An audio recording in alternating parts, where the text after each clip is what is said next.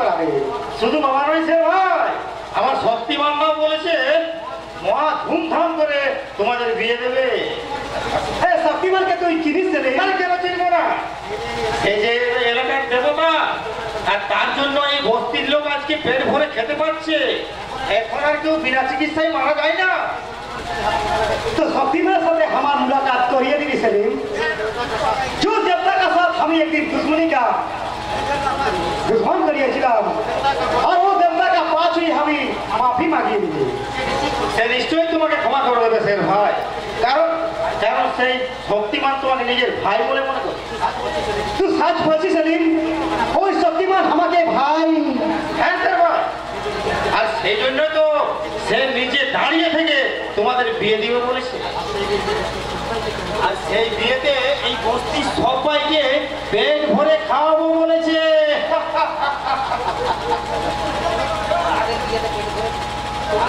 তোমাদের বিয়েতে পেট ভরে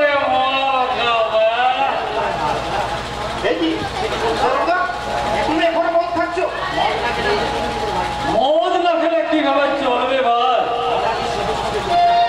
আমরা তো ওই সমাজের জঞ্জাল, আর জঞ্জালের মুখে যদি দুর্গন্ধ না থাকে তাহলে ইজ্জতটা যে মাটি হয়ে যাবে। আমি আপনাকে হাত জোর করে বিনতি করছি, এই এই দারু পিনা তুই বন্ধ করে দে।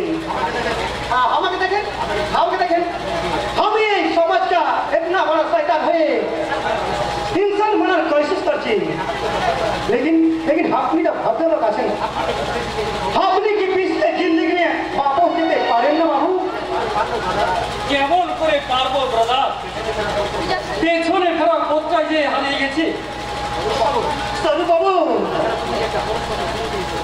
তাছাড়া তুমি যে একটা পরশ পাথর কুড়িয়ে পেয়েছো, সেই পরশ পাথরের ছোঁয়ায় তোমার মতো লোহা সোনা হয়ে গেছে। কিন্তু আমি যে একটা পাথর, নিষ্পাপ একটা জড় বস্তু। ওই পাথরের বুক থেকে কিন্তু জীবনের ঝর্ণা ধরা নেমে আসে স্বরূপদা। আমি বলছি তুমি মদ খাওয়া ছেড়ে দাও। কেমন করে ছাড়বো সেলিম? মদ না খেলে যে আমি অতীত থেকে ভুলতে পারি না। মদের নেশায় আমার হাত বিবেকটাকেই আমি ঘুম পাড়িয়ে রাখি। স্বরূপদা, সে যে আমার বিবেকে গেলে থাপ্পড় মেরে আবার আমাকে জাগিয়ে তোলে, মাঝে মাঝে আবার হাতছানি দিয়ে ডাকে, ফিরে আয় স্বরূপ, আবার তুই আগের জীবনে তুই ফিরে আয়।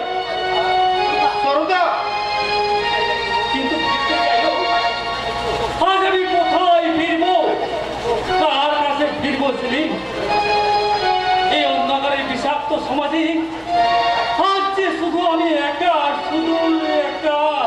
স্বরূপদা, সাধু বাবু,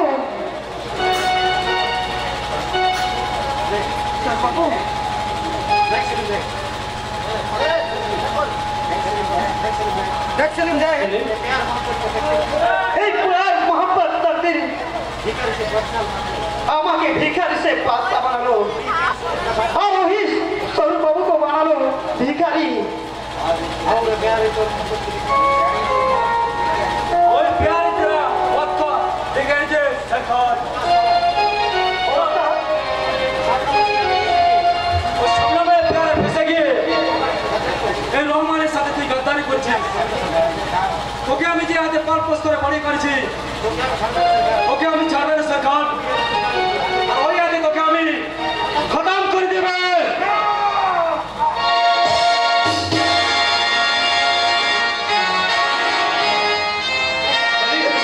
क्या हुआ? पहला बार रोमन अस्पताल का निशान छूट गया। बहुत बड़ा गलती हो गया, बहुत बड़ा गलती है।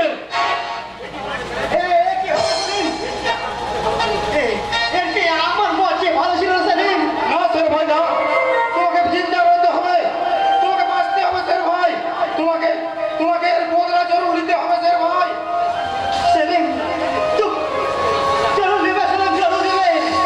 সেদিন তুই একবার আখ খুলে তাকালে সেদিন, সেদিন তোমার শ্বাস বন্ধ হয়ে গেল